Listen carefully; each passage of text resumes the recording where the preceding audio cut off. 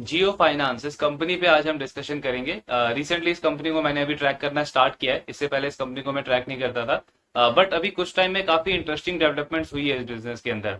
AMC business के अंदर इन्होंने एंटर किया है ब्लैकस्टोन के साथ में। देन अभी कुछ दिन पहले इन्होंने अनाउंस किया है कि वेल्थ मैनेजमेंट और ब्रोकिंग, इन दोनों बिजनेस में भी जियो फाइनेंस जो है वो एंटर कर रहा है। तो काफी इंटरेस्टिंग बेट बन जाता है, बिकॉज इस सेक्टर से, इन तीनों चारों सेक्टर से हम ऑलरेडी बहुत सारी कंपनीज को ट्रैक करते हैं, कवर करते हैं। तो अगर एक ऐसा बड़ा प्लेयर आता है मार्केट के अंदर इतने बड़े कैपिटल के साथ में, सो ये इंपॉर्टेंट हो जाता है कि हम उसकी स्ट्रेटेजी, उनका क्या प्लान है, कैसा बिजनेस एग्जीक्यूशन है, ये सारी चीजें भी स्टडी करें। तो जियो फाइनेंस का रिजल्ट वाइज अगर आप देखोगे तो कुछ खास है नहीं रिजल्ट एनालाइज करने को, बिकॉज सारे बिजनेसेस जो है वो कंपनी अभी बिल्ड ही कर रही है।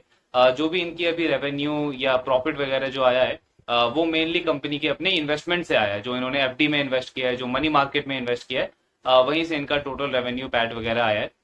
बाकी जो इनका मेन बिजनेस है उसको कंपनी अभी बिल्ड कर रही है। जैसे इनके चार बिजनेस है। सो पहला बिजनेस है इनका लैंडिंग और लीजिंग का। लैंडिंग में कंपनी का जो वेंडर वेंडर फाइनेंसिंग का एक प्रोडक्ट है, सप्लाई चेन सप्लायर्स को, जिसमें ये कंपनी वर्किंग कैपिटल लोन जो होता है वो फाइनेंसिंग करती है। इसके साथ में लैंडिंग में ही तीन प्रोडक्ट्स हैं जो अभी पाइपलाइन में है। होम लोन है, लोन अगेंस्ट प्रॉपर्टी है, लोन अगेंस्ट म्यूचुअल फंड है। सो ये तीन प्रोडक्ट अभी पाइपलाइन में है जिसको कंपनी आगे चल के रोल आउट करेगी। देन इनका लीजिंग का सेगमेंट है इसी के अंदर। सो लीजिंग में कंज्यूमर डिवाइसेस जो होते हैं उसको कंपनी आगे लीज आउट करेगी। जैसे एक तो इनका सोलर पैनल है, एयर फाइबर है, लैपटॉप है, मोबाइल है। तो ये सारे प्रोडक्ट्स पे कंपनी काम कर रही है। ये भी अभी इन प्रोसेस है, अभी लाइव हुए नहीं है ये सारे प्रोडक्ट्स। एंड लीजिंग में आई डोंट थिंक कोई बड़ा एनबीएफसी या कोई बड़ा बैंक है जो ऑलरेडी ये सारे प्रोडक्ट्स अभी कर रहा है। तो ये काफी इंटरेस्टिंग होगा कि कंपनी इसको आगे कैसे एग्जीक्यूट करती है। देन दूसरा बिजनेस है जियो फाइनेंस का पेमेंट बैंक का। तो पेमेंट बैंक में पेटीएम एक बहुत बड़ा ब्रांड था, बट क्योंकि आरबीआई ने उसको बैन कर दिया है, तो ये एक बहुत बड़ा एडवांटेज होना चाहिए जियो फाइनेंस के लिए। सो इन्होंने वो जो वॉइस बॉक्स होता है, जो पेटीएम का वॉइस बॉक्स होता था, जिसमें हम पेमेंट करते थे, तो जो वेंडर है उसको नोटिफिकेशन जाता था उस पेमेंट की कंफर्मेशन का। सो वो वॉइस बॉक्स जियो ने भी लॉन्च किया है, बट वो अभी टेस्टिंग फेज में है। उन्होंने उसको अभी सिर्फ मुंबई में लॉन्च किया है।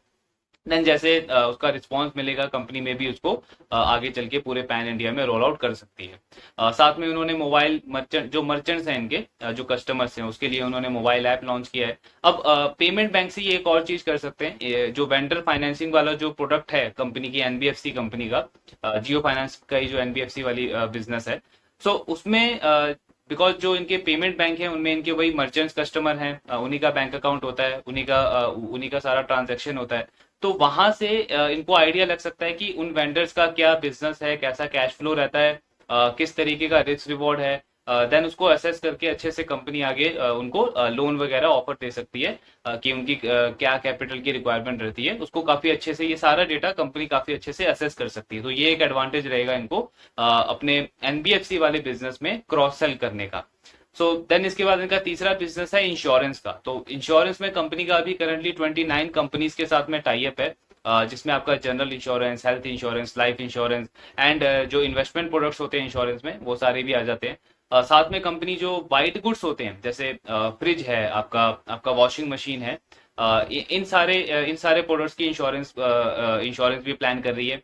साथ में आपका एक्सटेंडेड वारंटी का जो इंश्योरेंस होता है, जैसे आप कोई भी प्रोडक्ट परचेज करते हो, मोबाइल, लैपटॉप, उसमें आपको बाय डिफॉल्ट इंश्योरेंस मिलता है कंपनी की तरफ से 1-2 साल का। देन आप एक्सटेंडेड वारंटी लेते हो तो उसका भी इंश्योरेंस होता है। सो वो भी कंपनी प्लान कर रही है, ये भी अभी पाइपलाइन में है। एंड देन जो इनके पेमेंट बैंक में जो मर्चेंट्स होते हैं, जो वेंडर्स होते हैं, उनकी कोई शॉप होती है तो कंपनी उसका शॉप इंश्योरेंस, ये वाला प्रोडक्ट भी प्लान कर रही है। तो ये सारे प्रोडक्ट्स इनके इंश्योरेंस बिजनेस के हैं। एंड देन लास्टली आ जाता है इन्वेस्टमेंट्स वाला, जिसमें अभी इन्होंने एएमसी बिजनेस के लिए हायरिंग वगैरह स्टार्ट कर दी है, वो हायरिंग चल रही है। टेक्नोलॉजी पे कंपनी इन्वेस्ट कर रही है, प्लेटफॉर्म पूरा बिल्ड कर रही है। सो वो चीज चल रही है। देन उसके पैरेलली इन्होंने वेल्थ मैनेजमेंट और ब्रोकिंग बिजनेस, इन दोनों की अनाउंसमेंट भी कर दी है। सो उसका क्या प्रोसेस रहेगा ये अभी हमें अगले क्वार्टर में पता चलेगा, जब इनके रिजल्ट दोबारा से अनाउंस होंगे। तो ये ओवरऑल इनका बिजनेस मॉडल है। काफी सारी इंटरेस्टिंग चीजें हैं, कुछ नई नई प्रोडक्ट्स कंपनी प्लान आउट कर रही है। सो काफी इंटरेस्टिंग रहेगा कि जब उसको वो एग्जीक्यूट करेंगे तो उसका कैसा रिस्पॉन्स आता है। एक बहुत बड़ा प्लेयर है एंड जियो का एक अपना ब्रांड है, उनके पास एक डेटाबेस है ऑलरेडी। सो काफी इंटरेस्टिंग रहेगा कि उसको जब वो एग्जीक्यूट करेंगे तो वहां पे कैसे कैसी चीजें प्ले आउट होती है। आई डोंट थिंक कि किसी भी सेक्टर को ये डिसरप्ट कर सकता है, बिकॉज अंडर पेनिट्रेशन बहुत ज्यादा है और हर एक प्लेयर के पास बहुत अपॉर्चुनिटी है ग्रो करने की। सो आई डोंट थिंक कि डिसरप्ट कर सकता है, लेकिन हाँ, कंपनी के पास ग्रोथ अपॉर्चुनिटी बहुत है, एक ब्रांड ऑलरेडी बना हुआ है इनका। सो बाकी देखते हैं, आगे ट्रैक करते रहेंगे। जो भी आपके डाउट्स है, do let me know in the comment box. Thank you very much.